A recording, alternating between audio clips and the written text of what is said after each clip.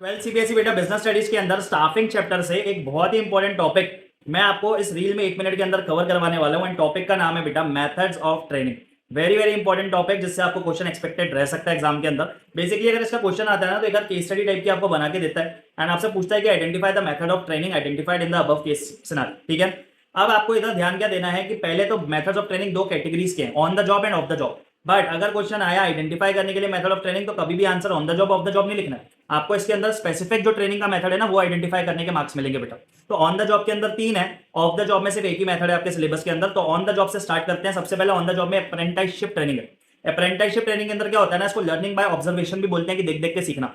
तो in this type of training master worker is appointed in the factory. Master worker पहले demonstration देगा, सारे workers उसको observe करेंगे, खड़े होकर देखेंगे कि ये क्या कर रहा है भाई। ठीक है, फिर मास्टर वर्कर सबसे पूछेगा समझ आ गया क्या। Then the master worker will ask all the followers, जो भी उसके स्टूडेंट्स हैं उनको बोलेगा कि अब आप लोग परफॉर्म करो, आप लोग काम करो। And then the master worker will become the supervisor. वो घूम घूम के राउंड लेके देखेगा कि सब लोग अच्छे से काम कर रहे हैं कि नहीं कर रहे। एंड जैसे ही master worker will be satisfied कि हाँ सब लोग अच्छे से अपना अपना काम कर रहे हैं तो मास्टर वर्कर चला जाएगा ट्रेनिंग देके। That's it. तो ये जो ट्रेनिंग होती है इसको बोलते हैं अप्रेंटिसशिप ट्रेनिंग। ये मोस्टली इलेक्ट्रीशियन प्लम्बर्स वगैरह जो होते हैं उनकी ट्रेनिंग इस मेथड से करवाई जाती है, जिसमें वो देख देख के काम सीखते हैं कि काम को परफॉर्म कैसे करना है।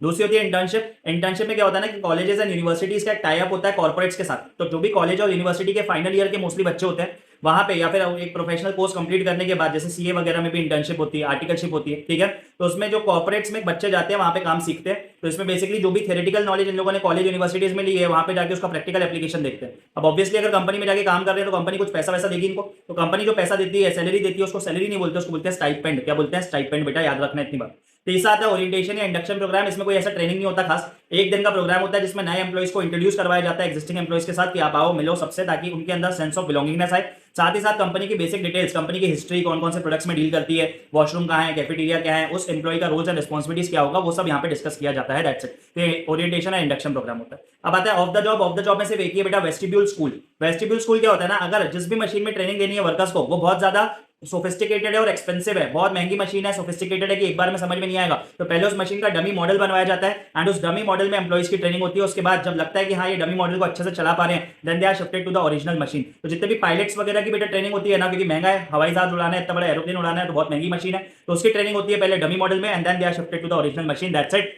पूरे के पूरे आपके टॉपिक्स यहाँ पे मेथड्स ऑफ ट्रेनिंग के कंप्लीट हो गए। आई होप आपको सारे मेथड्स अच्छे से समझ में आ गए होंगे। ज्यादा से ज्यादा इस वीडियो को अपने फ्रेंड्स के साथ शेयर कीजिए ताकि सबको मेथड्स ऑफ ट्रेनिंग अच्छे से समझ में आ जाए। Thank you.